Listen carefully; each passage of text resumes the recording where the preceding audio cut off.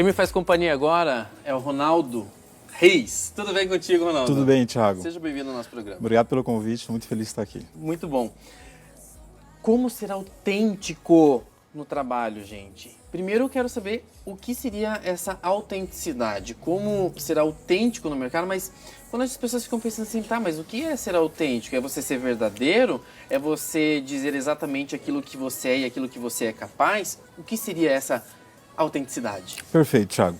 Mas antes de responder a sua pergunta, é importante considerar que o homem, por natureza, ele é um ser social, né? E também pensador. E por conta disso, ele precisa, de forma natural, se interar dentro de um contexto, né? Se fazer pertencente a um grupo de relação e até mesmo de amizade, assim por diante. O mercado de trabalho, ele vem se transformando nos últimos anos, né? Onde cada vez mais essa autenticidade, ela vem sendo notada e buscada pelos profissionais.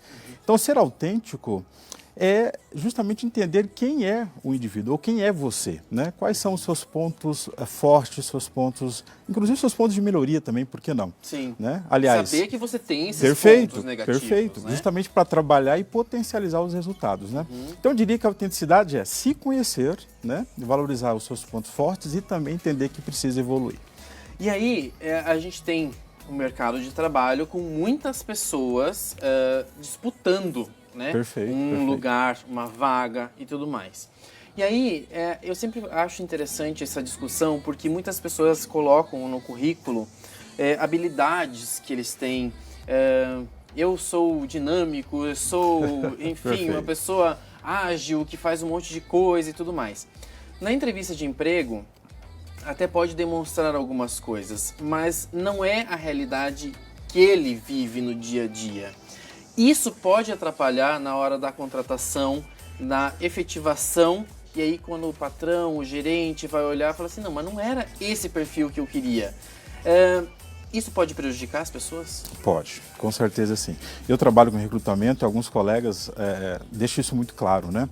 Existem algumas características que elas são importantes e eu diria que até necessárias e obrigatórias, né? Por exemplo, se você colocar que é responsável, né? Se colocar que é responsável, disciplinado, organizado, então são características já necessárias para aquela profissão ou para aquela vaga. Não né? é algo que seja um bônus, né? Não é o plus, pelo contrário, é algo de obrigação, né? Eu atendo algumas empresas e sempre digo para os gestores o seguinte, muito cuidado ao valorizar coisas e características que são, na verdade, obrigatórias para o profissional.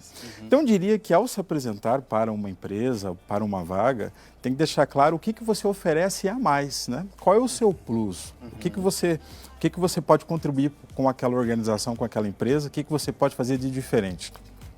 Existe um trabalho que está sendo feito, até uma metodologia nova, que se chama as soft skills, que são as competências, né? Ou seja, onde a empresa vai olhar para as competências e não somente para o currículo. Porque são as competências que vão fazer com que esse profissional possa entregar a mais para a empresa, né? Então, as pessoas, os profissionais precisam estar muito atentos a essa questão importante que é desenvolver as competências. Existem algumas características que elas são obrigatórias, né? E, obviamente, que as empresas e organizações estão muito atentas a isso, né? Eu estou errado ou, por exemplo, as organizações hoje, as empresas, eles contratam pessoas segmentadas, poderíamos dizer assim, no sentido de pessoas específicas para a área financeira, pessoas específicas para áreas humanas específicas, e aí existe essa seleção baseada nisso. Perfeito, que são as competências necessárias, né? Por exemplo, se eu for em uma loja de shopping, né, as características para um vendedor de loja de shopping, elas são diferentes de características de vendedores do comércio comum. Né? Quando eu digo comum, no sentido da característica da própria empresa. Né? Às vezes comércio de rua, que é diferente de um comércio de shopping. Né? Só abrindo um parênteses aqui, por exemplo. Né? Eu estive numa loja, num shopping em uma cidade e percebi que as características dos vendedores eram muito parecidas. Uma questão mais descolada, até pela questão mesmo de vestimento, etc. Eu observando entendi que, obviamente uma leitura bem simplória, de que essa empresa, essa loja, estava buscando competências mais de relação, ou seja, que o meu colaborador, que o meu funcionário tenha uma facilidade de relacionamento e, obviamente, com isso ele vai poder justamente vender e entregar maiores resultados. Então, essa segmentação tem muito a ver com o negócio, né? O que a empresa faz, o que é importante para ela, enquanto empresa, oferecer para os clientes e, em cima disso, buscar essas competências necessárias para isso. E isso é uma tendência de mercado, não é algo que está acontecendo agora, é algo que vai acontecer no futuro e tende a crescer cada vez mais. Thiago, perfeito. Inclusive, há um estudo que muitas das profissões, elas nem surgiram ainda. Essa geração que nós chamamos dos milênios e agora a geração alfa, entende-se que essas gerações vão poder ter acima de 4 a 5 profissões. 4 a 5 profissões, ainda que algumas nem surgiram ainda. Então, essa segmentação com certeza vai continuar.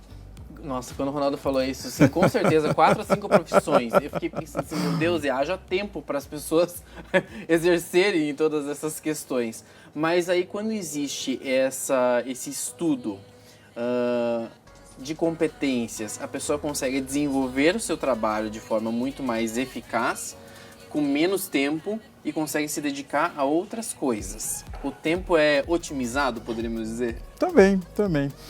Vamos pensar numa característica principal. Imagine-se que esse indivíduo tem uma facilidade na comunicação. E comunicação, ela cabe em muitas profissões, né? Das profissões de relação com o cliente, isso pode ser num ambiente fechado, pode ser, por exemplo, telemarketing, né? Então, essa característica principal de comunicação, ela pode transitar em muitas outras profissões. Então, por isso, retornando às soft skills, uma vez tendo essas competências necessárias, esse profissional vai poder transitar por muitas outras profissões onde essas competências são as importantes, né? Então, ele não fica engessado apenas em uma profissão. Sabe, Ronaldo, eu percebo, conheço muita gente aqui do comércio de Cascavel, né? E uma das grandes, talvez, questionamentos que eles têm é assim, Thiago, o profissional que eu contrato, ele não faz nada além do que foi pré-determinado para ele. Ele não tem essa visão ou talvez a busca por conhecimentos a mais ou coisas a mais para poder dominar diversas coisas.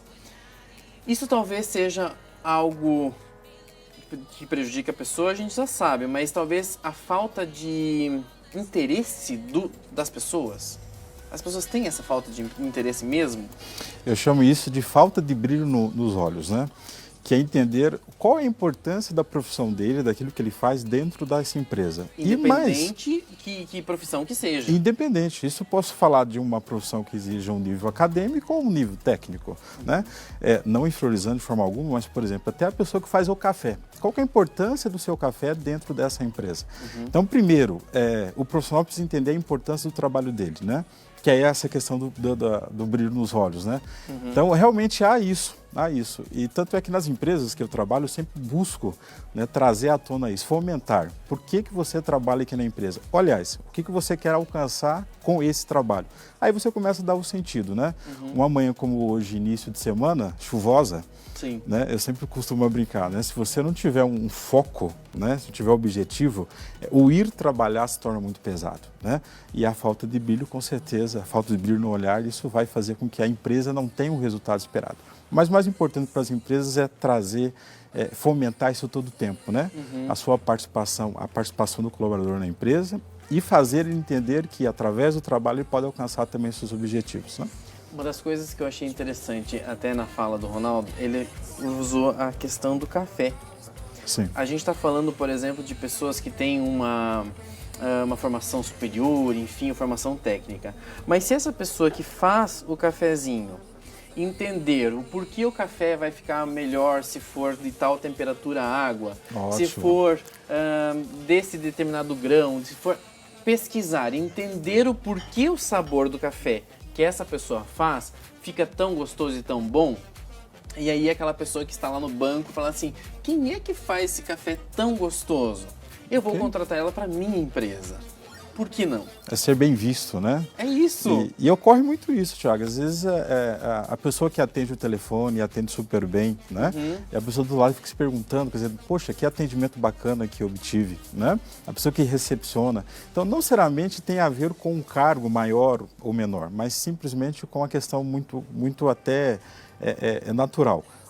O que você faz e qual o empenho que você coloca naquilo que você faz.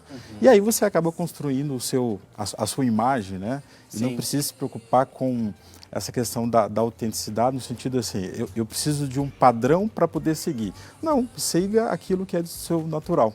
E está tudo certo. E tá tudo certo.